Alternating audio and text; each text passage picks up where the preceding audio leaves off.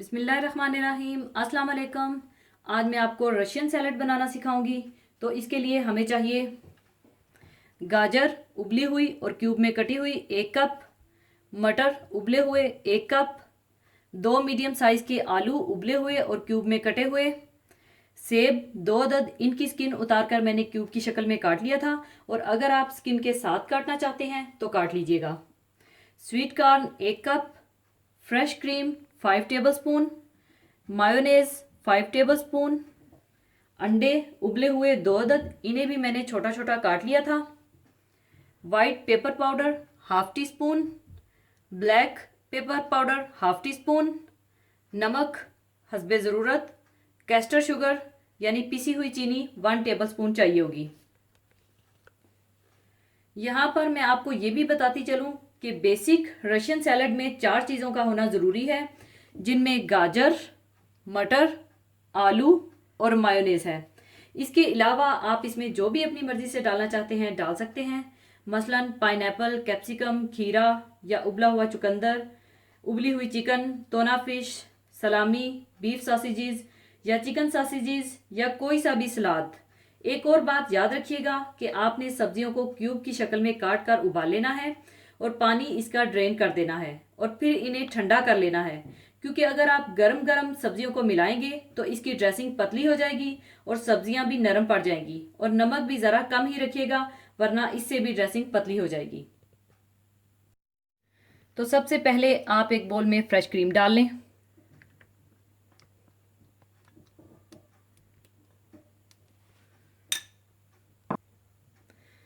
और मायोनेज़ डाल दें और वाइट पेपर पाउडर और ब्लैक पेपर पाउडर, नमक और कैस्टर शुगर,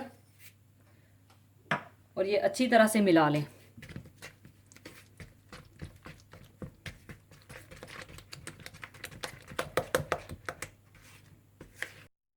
इसके बाद आप इसमें स्वीट कॉर्न, सेब, गाजर, मटर,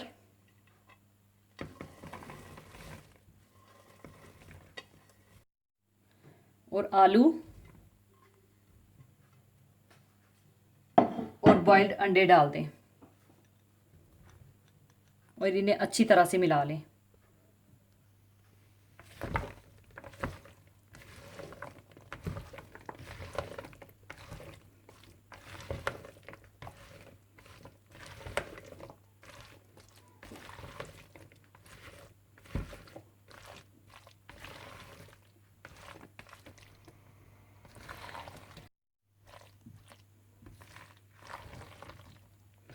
लीजिए, रशियन सैलड तैयार है। इसे अब मैं डिश आउट कर लूँगी।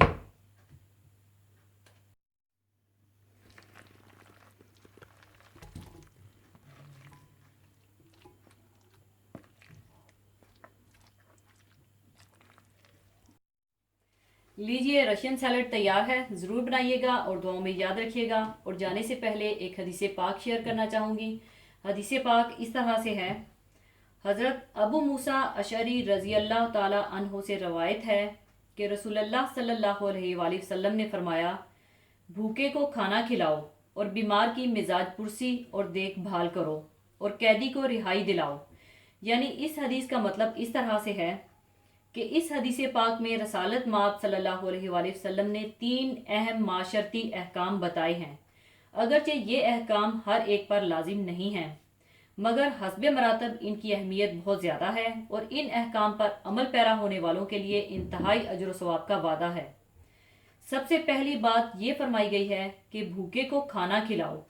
भूखे शख्स को खाना खिलाना इंतहाई अहम काम है और बिलखसूस पड़ोसी के बारे में तो इसकी सख्त ताकीद फरमाई गई है।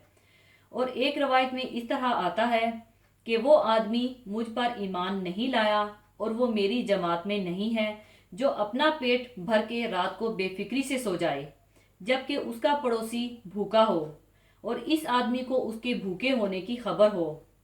भूखे को खाना खिलाने में मुस्लिम और गैर मुस्लिम का कोई फ़र्क नहीं है, ये हक गैर मुस्लिम का भी है। بھوکے کو کھلانے ہی کے ضمن میں پانی وغیرہ پلانا اور لباس پہنانا اور ضرورت مند کی دیگر بنیادی ضروریات کی تکمیل بھی ہے۔ دوسری بات جو فرمائی گئی ہے وہ ہے بیمار کی مزاج پرسی۔ عموماً بیمار کی مزاج پرسی صرف مریض کا حال دریافت کرنے کو ہی سمجھا جاتا ہے، بلکہ اس کا مطلب تو انتہائی وسیع ہے۔ یعنی اگر مریض اپنے علاج معالجے کے اخراجات کو نہیں برداشت کر سکتا تو بقدر وسعت مریض کے علاج اور دوا کا انتظام بھی اسی مزاج پرسی میں شامل ہے۔ مریض کی عیادت کو اسلام نے بہت اہم قرار دیا ہے۔ عیادت میں صرف اجتماعی زندگی کی ایک ضرورت ہی نہیں، بلکہ یہ ایک مسلمان پر دوسرے مسلمان کا دینی اور مذہبی حق ہے۔ ساتھ ہی یہ اللہ تبارک و تعالیٰ سے تعلق اور محبت کا تقاضا بھی ہے۔ اللہ تعالیٰ سے تعلق رکھنے والا اللہ کے بندوں سے لا تعلق نہیں ہو سکتا۔ مریض کی عیادت سے غفلت دراصل اللہ تعالیٰ سے غفلت ہے۔ اسی لیے عیادت کی تاکید مختلف حدیثوں میں مختلف انداز سے کی گئی ہے۔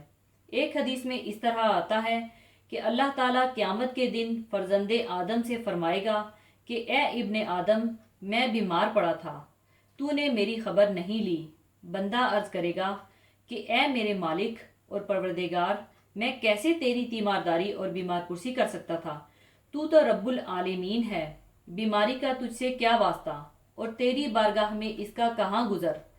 اللہ تعالیٰ فرمائے گا، کیا تجھے علم نہیں ہوا تھا کہ میرا فلاں بندہ بیمار پڑا تھا اور تو نے اس کی عیادت نہیں کی اور خبر نہیں لی؟ کیا تجھے معلوم نہیں تھا کہ اگر تو اس کی خبر لیتا اور تیمارداری کرتا تو مجھے اس کے پاس ہی پاتا؟ اے ابن آدم، میں نے تجھ سے کھانا مانگا تھا، تو نے مجھے نہیں کھلایا۔ بندہ عرض کرے گا، خداوند، میں تجھے کیسے کھلاتا؟ تو رب العالمین ہے، تجھے کھانے سے کیا واسطہ؟ اللہ تعالیٰ فرمائے گا، کیا تجھے معلوم نہیں کہ میرے فلاں بندے نے تجھ سے کھانا مانگا تھا، تو نے اس کو کھانا نہیں دیا؟ کیا تجھے علم نہیں ہے کہ اگر تو اس کو کھانا کھلاتا تو اس کو میرے پاس پا لیتا؟ اے ابن آدم، میں نے پینے کے لیے تجھ سے پانی مانگا تھا، تو نے مجھے نہیں پلایا۔ بندہ عرض کرے گا، میں تجھے کیسے پلاتا؟ تو رب العالمین ہے، تجھے پینے سے کیا واسطہ؟ اللہ تعالیٰ فرمائے گا، میرے فلاں بندے نے تجھ سے پینے کے لیے پانی مانگا تھا، تو نے اس کو نہیں پلایا۔ تو سن، اگر تو اس کو پانی پلا دیتا تو اس کو میرے پاس پا لیتا۔ اور تیسری بات جس کی طرف توجہ دلائی گئی ہے وہ ہے قیدی کو رہائی دلانا۔ اس سے وہی قیدی مراد ہیں جو ناحق گرفتار ہوں یا ان کی رہائی سے خیر اور نیکی کی توقع ہو۔ ایسے قیدیوں کو آزاد کرانا بہت افضل عمل ہے۔ کسی کو قرض کی ادائیگی نہ کر سکنے پر گرفتار کیا گیا ہو تو اسے بھی آزاد کرانا اور قرض ادا کرنے میں تعاون کرنا بھی کار ثواب ہے۔ اسی کے ساتھ ہی میں آپ سے اجازت چاہوں گی۔ اپنا بہت خیال رکھیے گا اور دعاؤں میں یاد رکھیے گا۔ اللہ حافظ۔